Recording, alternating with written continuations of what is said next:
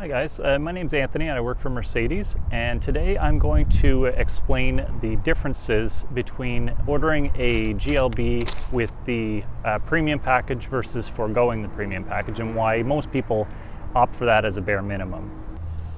So for today's video we're going to be looking at these two GLBs. Now from the outside you would not really notice that there's any difference. They both have the standard sort of styling package. Neither one of them has the Sport or Night.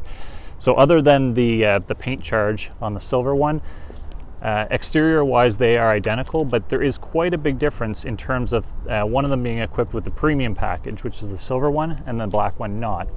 Now the differences come from the outside. You can tell with a discerning eye.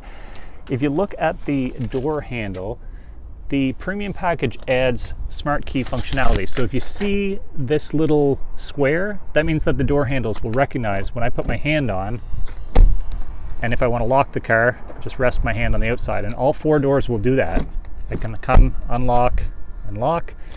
Whereas on the black vehicle, if you don't have the premium package, then you are forced to take the key out of your pocket every time, find the unlock button, and click it, and then you can open your door.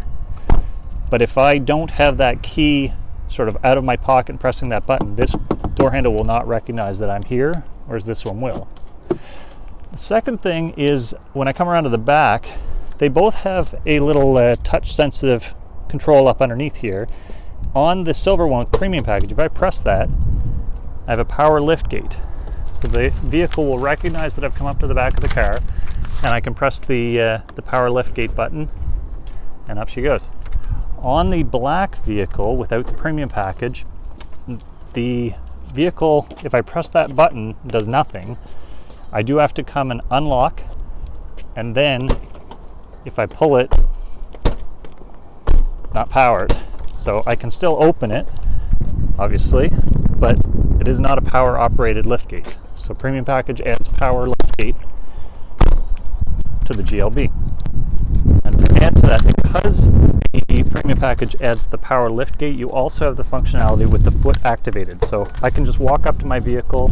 I haven't taken my hand away from, you could have your hands in your pockets, you could have your hands full of gear.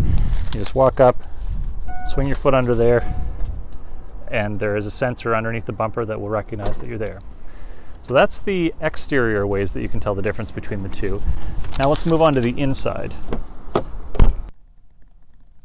So sitting in the non-premium package GLB, it becomes pretty immediately apparent when you kind of know what to look for or what to expect when you hop in these cars that this one does not have the premium package. The screens, if I fire them up, they are still digital. So you've got digital instrument cluster, but they're about half the size of the vehicle with premium package. So on the premium package, this is all one big piece of glass, and the screens are kind of recessed beneath, whereas on the non-premium package, you can see it's actually a little screen sort of recessed in. So I'll show you the difference when I get in the other vehicle. Because this screen is a bit smaller, you don't have room for the dual gauges, so you can't have your sort of engine speed and vehicle speed. Now I can still hit the home button, I can still display different things in the center, so it's still a technologically advanced vehicle display. It's just because of the less real estate, you can't actually fit as much information in that screen. Now this screen here, you still have full touch functionality. So you've got the option of using your finger, you've got the option of using the little touchpad. Now the one thing it is missing in terms of the infotainment is you don't have the MBUX sort of voice control functionality. So I can't say, hey Mercedes, and have the car kind of do my bidding like I can in a vehicle equipped with the premium package. You've got a controller that when your phone is paired, you have access to your Siri or your Alexa, but the car itself, if I press that, doesn't do anything. So I can press the phone button and I can actually get access to my call list, but the voice control, there is no voice control in a vehicle without premium package. Moving on, so the next thing is the smartphone kind of integration. In a vehicle with premium package, this little storage cubby is a wireless charging pad. So you can throw your phone on there, it'll start charging. And the button to the left here is access to Apple CarPlay, Android Auto. In a non-premium package, it's a charging port. So Apple CarPlay, Android Auto, I'll show you how that works. When you plug your phone in, it'll sort of switch to the Apple UI from the Mercedes UI.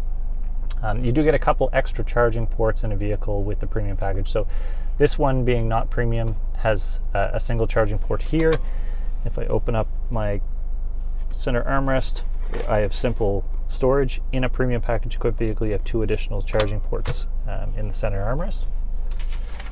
Now the next thing that a keen eye would notice sitting in the car is this vehicle does not have blind spot monitoring. So our vehicles that have blind spot monitoring, there's a little triangle in the bottom corner of the mirror.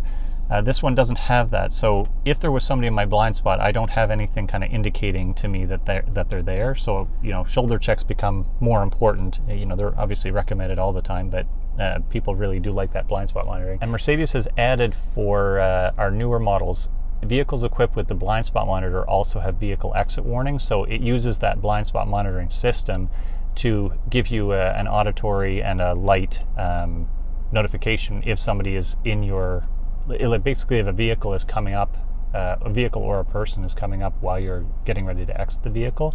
So it'll give you that warning, hey, keep your door shut for a moment until the person passes. Now, the last thing that a vehicle with premium package adds on is this vehicle has a comfort button, but it gives me the option only of seat kinetics. So I have the option of turning on seat kinetics, which means that the vehicle, because it has powered seats, what seat kinetics does is it moves the seat ever so slightly every so often. So I can choose, if it's a short journey or a long distance journey, and the vehicle will just sort of try and keep you fresh. In a vehicle with premium package, that comfort also has ambient light functionality. So I'll show you in the other vehicle what that looks like. All right, so now we are behind the wheel of the GLB with the premium package. So you can see the entertainment system glass is all integrated. There's no kind of recessed. And when I start the vehicle up, you can see we have quite a bit larger gauges. Quite a bit larger center screen here. Get to the home menu. So because the screen is larger, I have the option of customizing it quite a bit more. So I can actually scroll and change, what's displayed in the left-hand one. I can choose what's displayed in the center, and I can also choose what's displayed in the right hand. So that extra real estate really comes in handy. And this screen, you get the option of a third item on display at all times. Now this is the wireless charging pad for the GLB. In a vehicle equipped with the full MBUX functionality, if I press this button for the voice control, I get access to the digital assistant. Now, I also have the option of just requesting her help at any time. So I can be driving along and I can say, hey Mercedes, how can I help? Turn on my heated seat. Switching on the seat heating. So at any point, I can just, hey Mercedes, and request some help. Or I have the option of using that voice control button. It does the same thing. It's just whether or not you want to activate it manually or just using your voice. The other thing, as far as the ambient lighting goes, I'll put in some night footage, but basically you've got the addition of, if I take off multicolor, 64 color ambient light, and even in broad daylight, I mean, you can see it, but at night it really, really is quite beautiful. So you've got a color wheel here that almost feels infinitely variable, but Mercedes publishes it as 64 color. And if I choose multicolor, then I can have these options where you've got, a different color displayed at the top and the bottom, and some of these will actually kind of rotate colors as you're driving, so they'll kind of cycle through. So the ambient light, it's a toy, but it is a very, it really does. So the ambient lighting, it is a toy at the end of the day, but it really does change the experience of your drive home after a long day at work, or it makes the car feel much more premium when you're driving at night. The extra charging ports, like I mentioned, so you've got the single charging port here for the Apple CarPlay, and you do get the extra 2 charging ports in the center armrest when you have the premium package. So now you can see why most dealers, when they're ordering, at least for inventory, would choose to equip vehicles with that premium package. Here in Canada, it's a $3,600 option, so down in the States, probably about $2,500.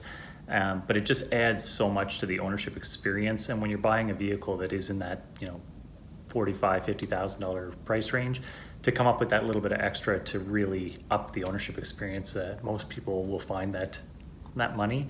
And another way to think about it is, you're outlaying that money up front, but that money that you put into the car, it stays with the car for the rest of its life. So when it comes time to trade, you might have paid $3,600, but if it adds another $2,500 in value, then you only paid $1,100 for all of that additional value, and just, daily not having to take the key out of your pocket, having that ambient lighting, having, all those things that I just profiled. It really, really becomes kind of a no-brainer, unless that $3,600 is pricing the vehicle out of your budget and you can afford it without. That's the only scenario where I see that it makes sense not to option at least premium. I hope you enjoyed the video. Hit subscribe if you're interested in more videos like this. I'm not sure what I'm going to come up with content-wise, but I plan to upload fairly frequently.